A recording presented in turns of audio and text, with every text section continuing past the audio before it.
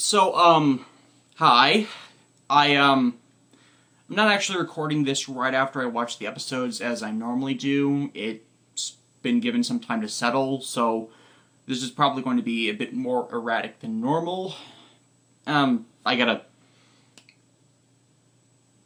even sure what to call it, brain something concerning one of the things I'm writing. I'm revising the script again right before I'm about to edit it, and that's never a good thing, and, kind of scatterbrained from that, as I just said. Anyways, Toqger 32 and Drive 2. I now see what Yasuko Kobayashi was intending with the first part of the series. I still don't like it, cause... Okay, the reason why the Rainbow Line president wants the Toqger to stop being the Toqger is because they're changing, they're developing, they're maturing due to being in adult bodies and by fighting the Shadow Line. Because apparently why they were turned from kids into adults, yes, that is confirmed this episode in a really stupid... I'll get to that. Is because humans are apparently more resistant to shadow. Resistant to being damaged by shadow. I think what that means is they are more resistant to great emotional turmoil because they are more mature and emotionally stable. Now that is a ginormous generalization, especially since most of the people we see having their despair sucked out of them, and who's being targeted for, that darkness, claiming the darkness, has been adults. I hate this series. Die. If they were going to be consistent about it, that they showed that darkness was more prevalent to be gathered from the despair of kids, that would be another thing. That would sync more with some of the things we saw early in the series, with kids being taken by the Shadow Line and generating more despair from it. But we have not seen that consistently.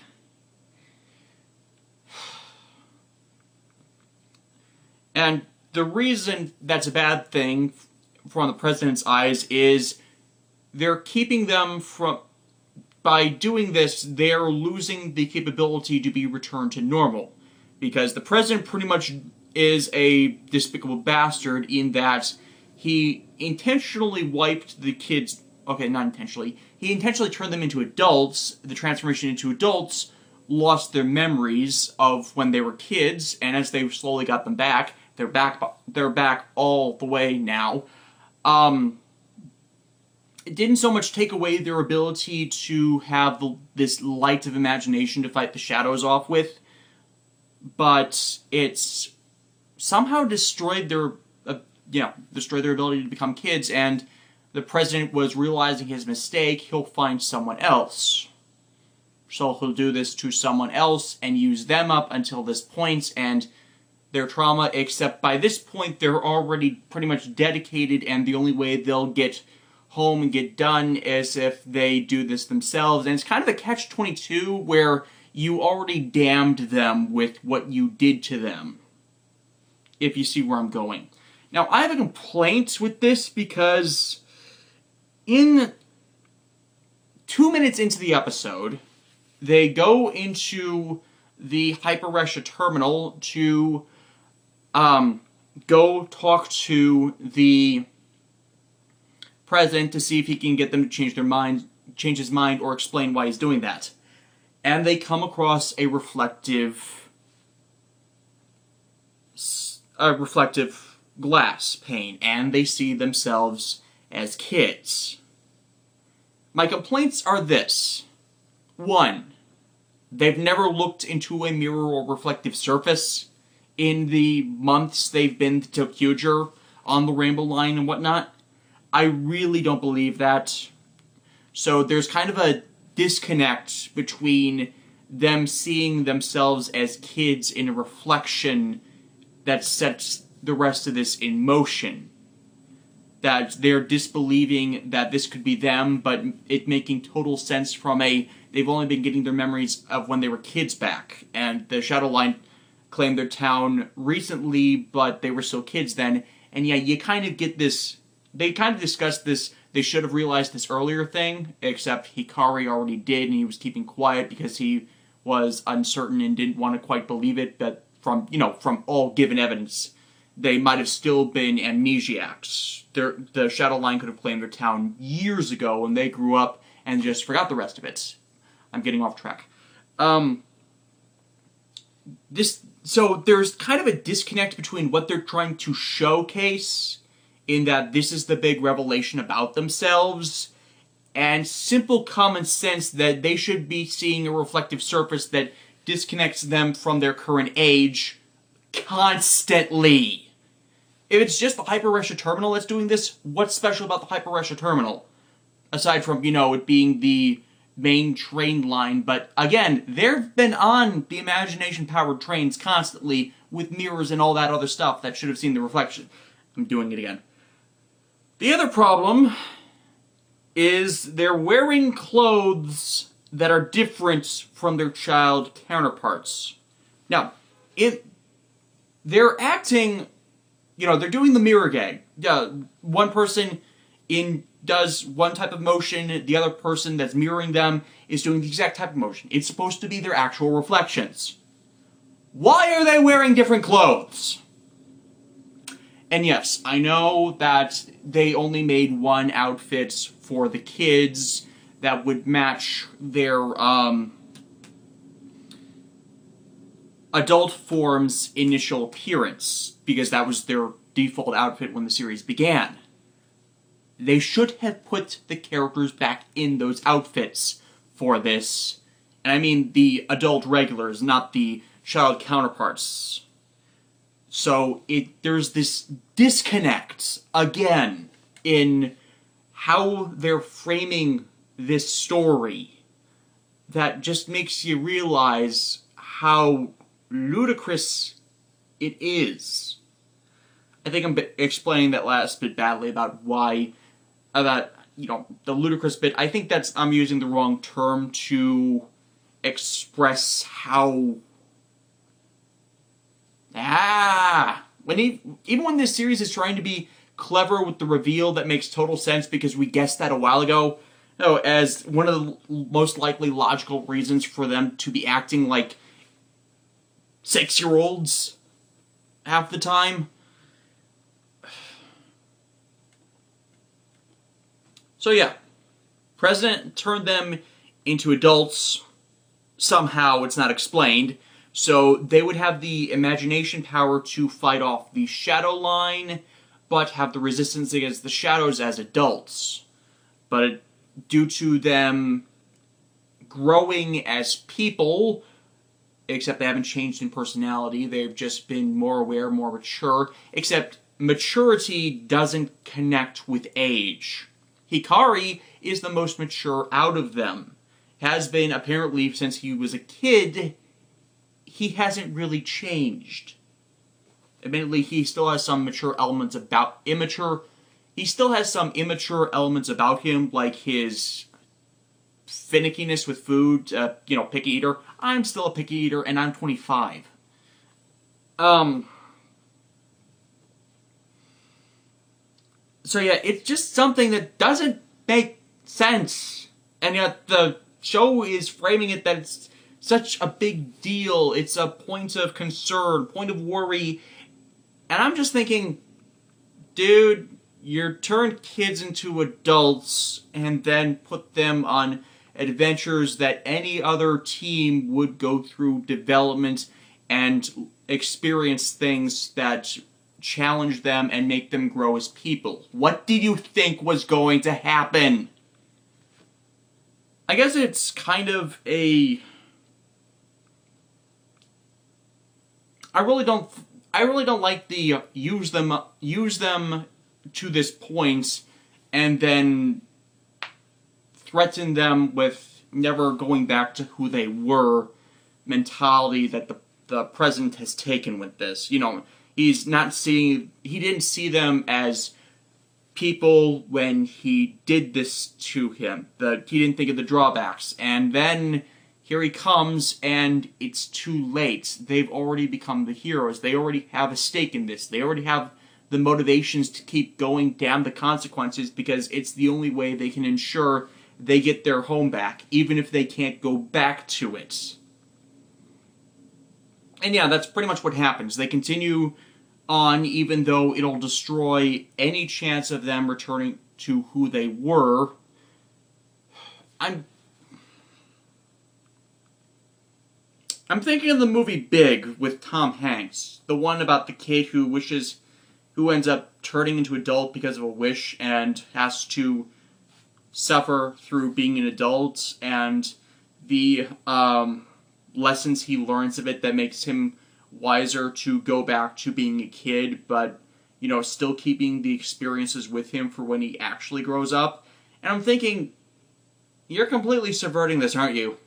You're going to keep them as radically immature adults. Because, yeah, they're still radically immature. Wright is still an idiot. And the other four are made more idiots by blindly following him. Hell, he even doesn't realize the consequence of when he goes to battle, he sees his younger self and passing him, and they do the clap, and the kid he was is gone. It's frivolously casting off your immaturity or your childishness, and it's not consistent, especially with how the series started. Or maybe it's supposed to be keeping who you were as a kid with you when you become an adult, but that doesn't work because their child self is being destroyed, and I hate this series. I really, really hate this series. I mean, plot-wise, this should have been a great episode, but thematic-wise, this is wretched.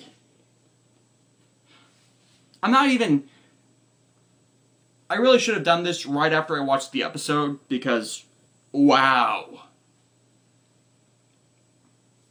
I mean, I guess that's part of the Japanese idea, not just the Japanese ideal, a lot of people's ideal of a hero, self-sacrificing. They are sacrificing of themselves to continue to save people, especially when in an instance where people are in danger. So, you know, that comes before them, and it's just the justification of what they're sacrificing is just so bad. I mean, one of the running themes for the show is someone who is an adult in mind cannot see, cannot interact with the Rainbow Line trains. That adults don't have imagination! That was a thing. And now they're giving up the last element of them being kids, and they're no different. They're just immature adults now. And yet this was supposedly some test to gain access to the Hyperesha. The Zord, not the form. And yeah, I haven't even gone to that yet. There really isn't any subplot with the villains, which is still the best thing about this show, because it's just setting more table and chair brothers to attack the Hyperesha to get rid of it, because it's the basis of the Rainbow Line. And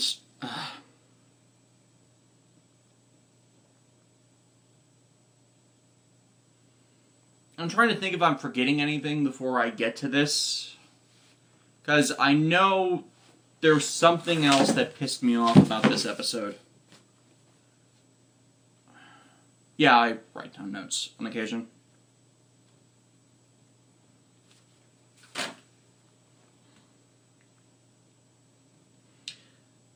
There was one bit I liked about the whole reveal, in that it made perfect sense to pretty much all of them, and the only reason they didn't connect it earlier was they were kind of ignoring it, and I can see that happening, that people ignore elements of their existence or reality that they find inconvenient or not helpful to the now. So I like that they were reflective and weren't instantly, yeah, don't care, gotta fight stuff.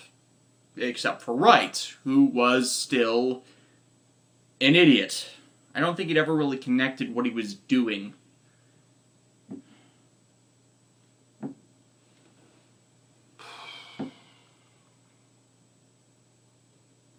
Hyperesha. It looks terrible. I mean, it's supposed to be a carrier Zord, so there's only a limited amount of stuff to you, but literally the entire transformation is...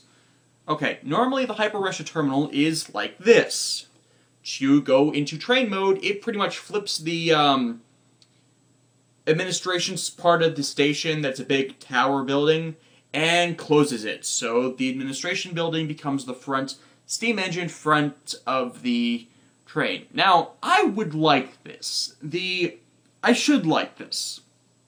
Brave Express Mike Dine did the same thing with their base, except their base held all of its trains inside it and was just a normal, like, building tower with exchangeable sections to release the trains. And at the end of the series, it did become a giant steam engine train and fly off and was pivotal in ending the conflict. This thing just looks stupid. All you do is put the normal Hyperesha, enlarge it, and then just dock it with the face of the train. When this section, it stands up, and Hyperesha comes on here as the head. And I'll form the head. And its weapons are Gatling guns. That's it. That's pretty much it. You know what would have been very useful instead? The Delta Megazord. Yeah, pretty much the same thing, only ridiculously bulky. I mean, Power Rangers has had its own share of carrier Zords which dock to get a final combination.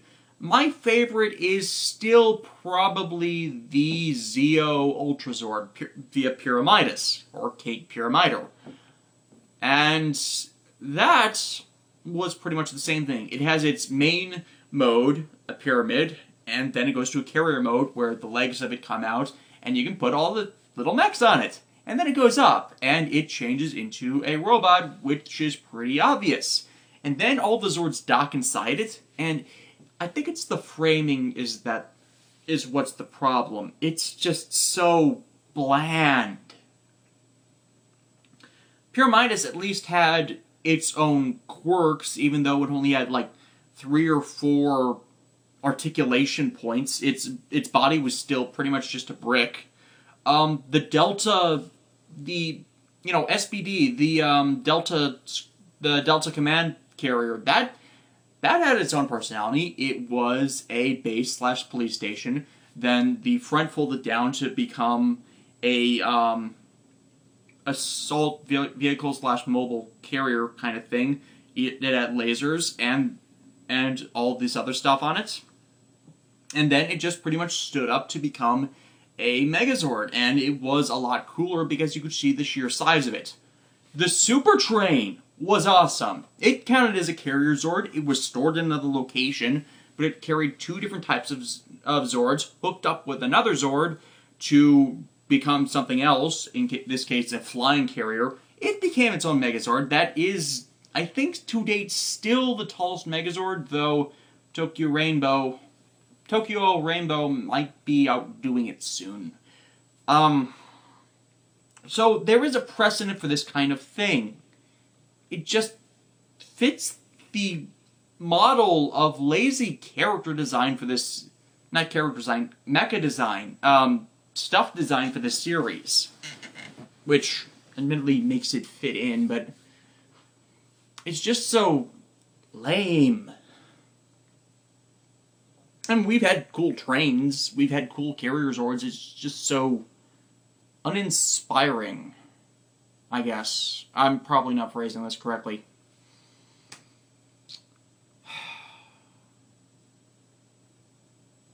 I'm not looking forward to how this series ends.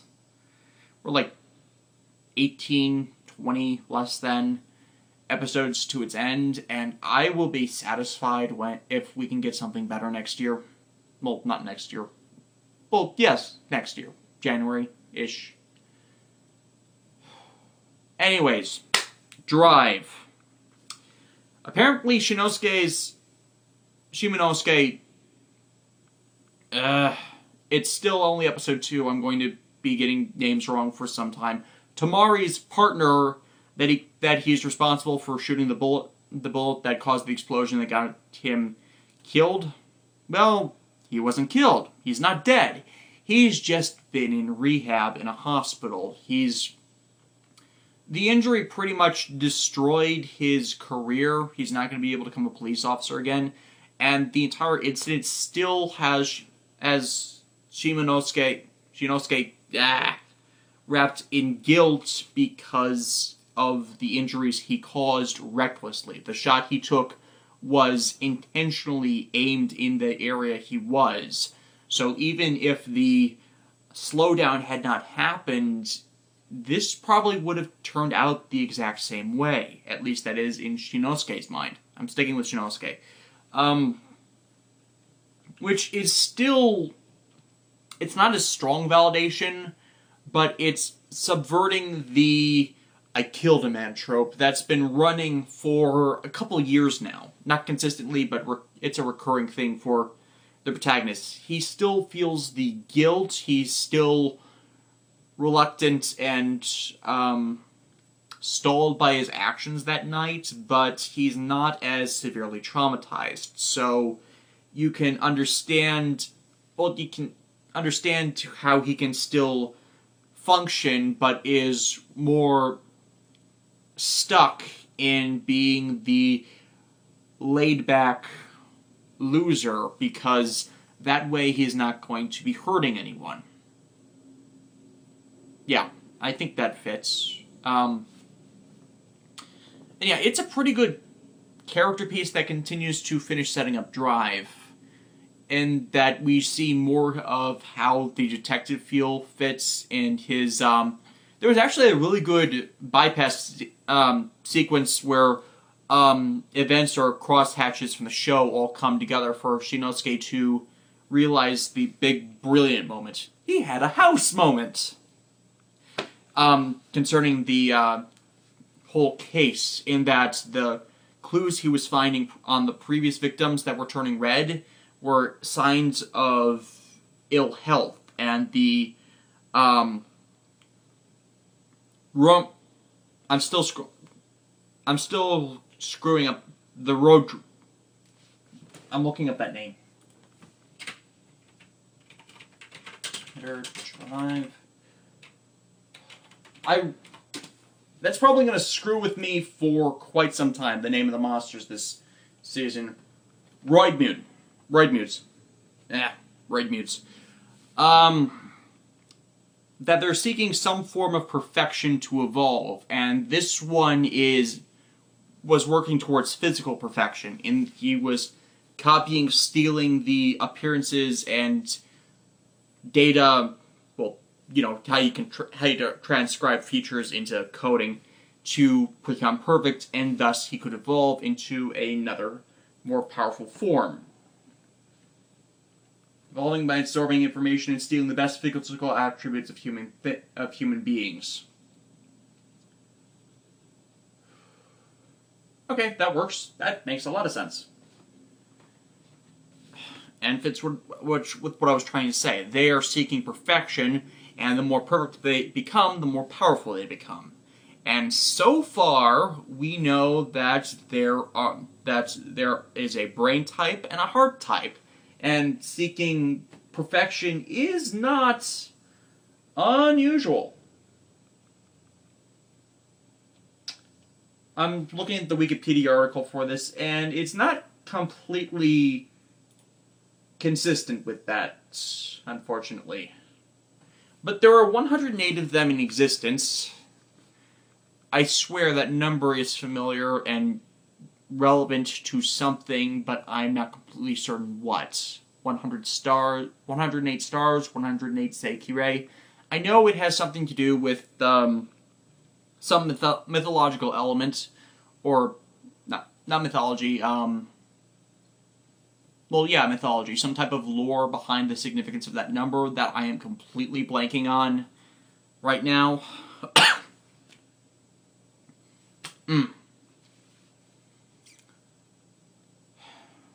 So yeah, he finds out the case, and using his team, which I kind of addressed earlier, they're all kind of crackpots with their own extreme personalities, but when they get going together, when their personalities and quirks are not in conflict, when they're actually on the job, they're damn efficient in putting together a motive, an area of effect, the science to track them. Everything just comes together to quickly track down the perpetrator, and then Shinosuke and I hate it when I blank on names. Kiriko, partner Kiriko, deploy to defeat them, and Drive this time got a few new powers. We know now that there are more shift cars. I was previously theorizing that the malevolent shift cars we saw before were actually tainted shift cars that Drive, by purifying, would gain access to new powers. That might still happen, but we got showcased that there are other shift cars hiding around the storage bay for the Trideron. The Trideron is shown that it can equip the wheels that normally go to Drive onto itself for various power sets, which makes sense because toy. But it wasn't a bad first outing to showcasing it. It probably won't be used much because CGI is expensive. The revolving Romuda, I did showcase that it is more powerful, showing that the non-evolved 100H will probably still be used as generic combat men, which should speed up the conflict much faster.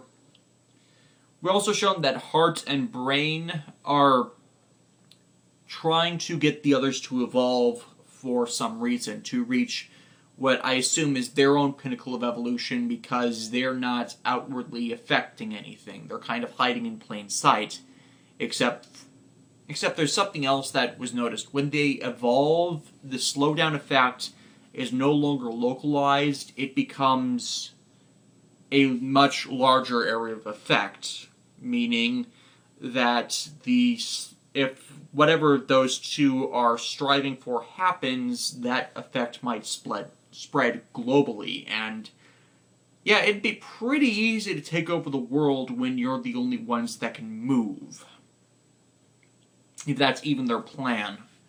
For all we know, because Heart, Brain, what if the next one evolves is Body, and their ultimate plan is to become this perfect entity with each of the Romids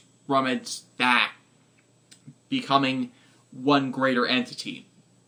I would actually like to see that.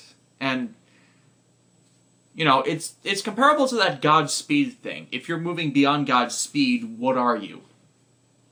Aside from Kamen Rider Kabuto Hyper form.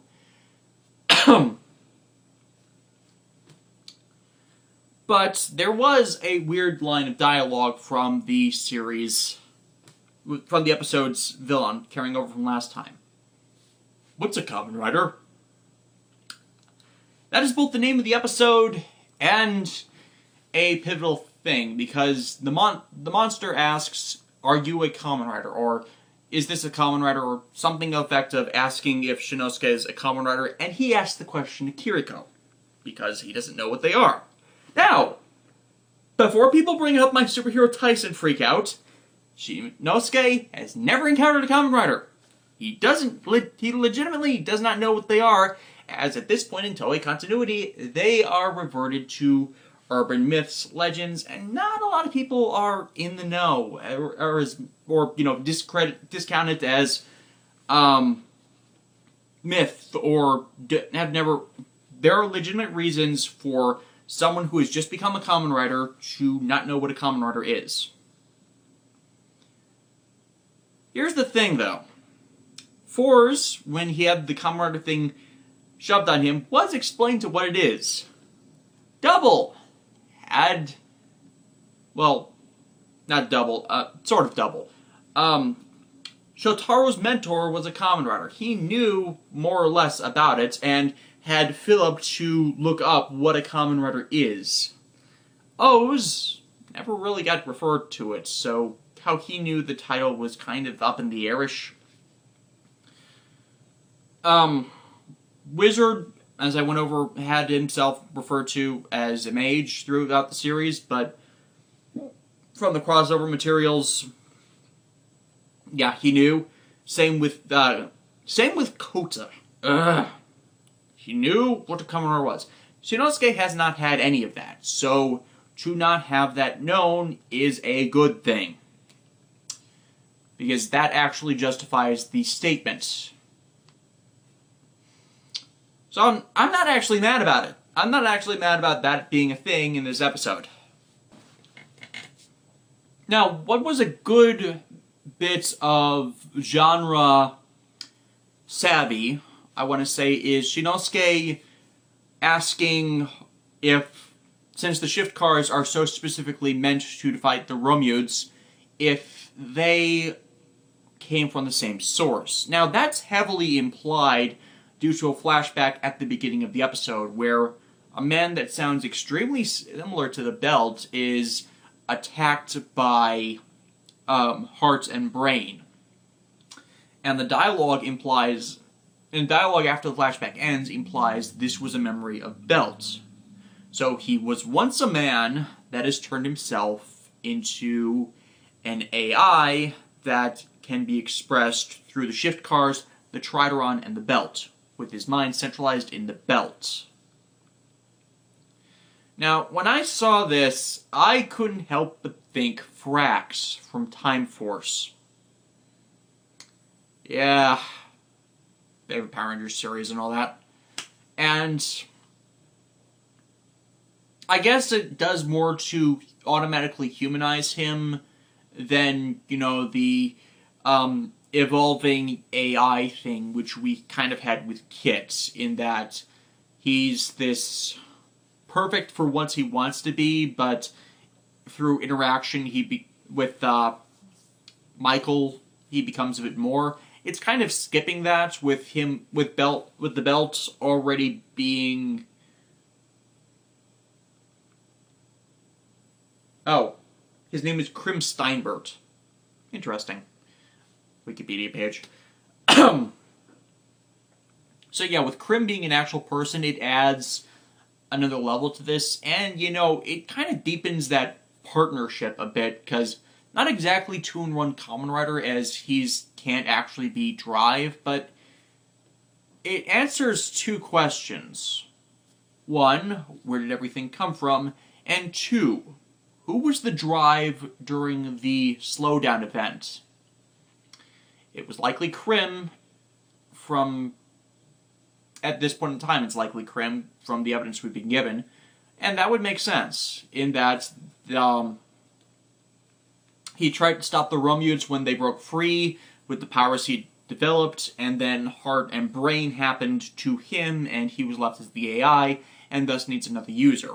Why Shinosuke is the best user for the Drive powers is as of yet unexplained, but it takes someone with apparently special qualities that Shinosuke possesses. Unfortunately, this is another one of those times where they've been really unspecific about it, which is problematic.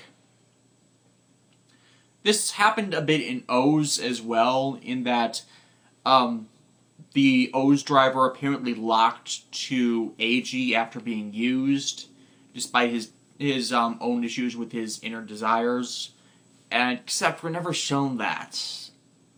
And this is another issue with Drive saying, oh, no, only he can use the belt. Why? Why? Kiriko, you should be Drive. I can't. Why?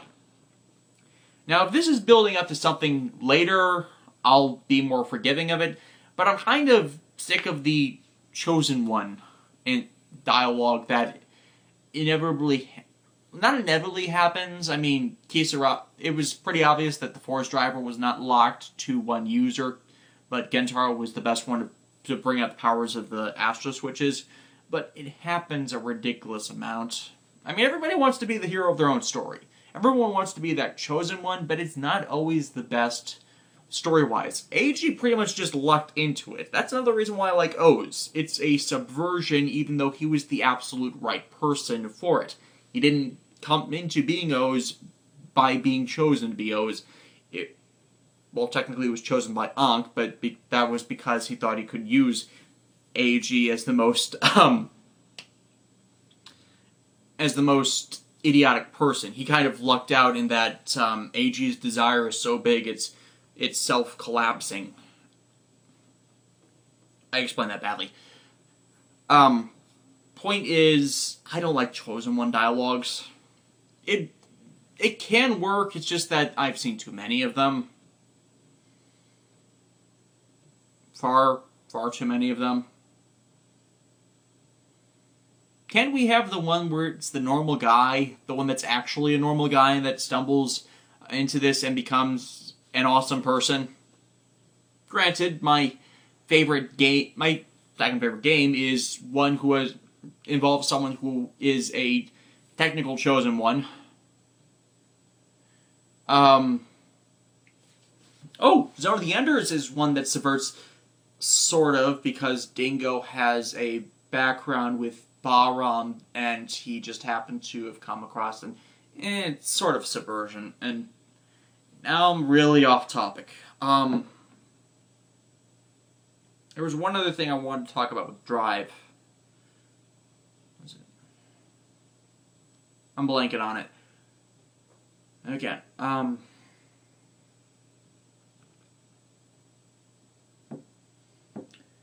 am not liking the supporting characters. Their personalities will probably grow on me, but it's like they are assaulting us with their personality, and that's not a good thing. Yeah, I get the idea. It's the extremes, extreme personification is why they're here, that no one else would work with them. But it's annoying, and I don't like annoying characters.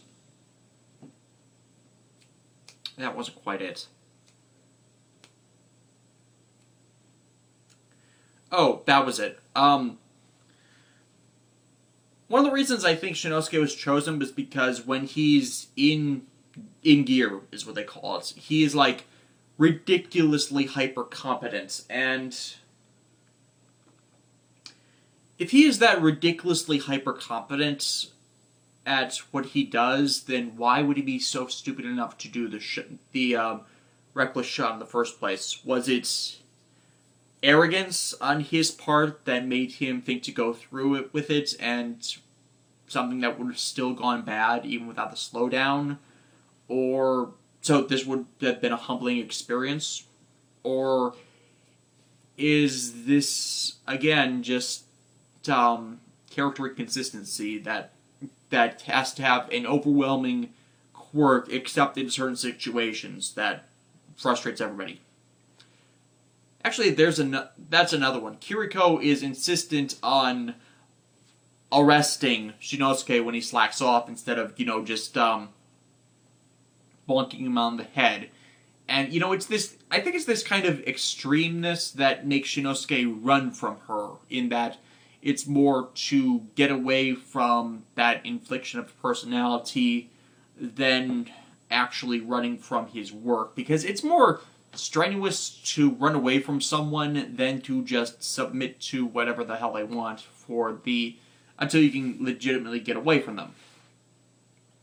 Admittedly, I don't like submitting to what other people want me to do when I'm against it, but I'm more about contesting it verbally in, making an argument, making a debate or discussion out of it than, just fleeing. I guess it kind of fits his avoidance, slacking off, not wanting to hurt people in his recklessness, but he doesn't seem that reckless of an individual. We might see more of that to clear up character inconsistencies in the future, but 99% of early series stuff is speculation. So we'll just have to wait and see. But yeah, I'm still liking Drive. It's still a bit excessive with some of the CGI stuff that they've got going for the character. Or, not the character, the writer for him, but it's more lax than what I've expected after the first one. So I'm looking forward to more.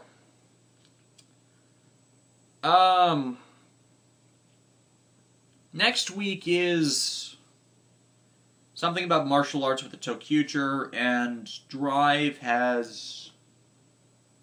introduces one of its signature dragon character, Chaser. Ooh, I'm actually looking forward to that, because I liked his design when they first showed him. I think that's all I have. So, see you all next week.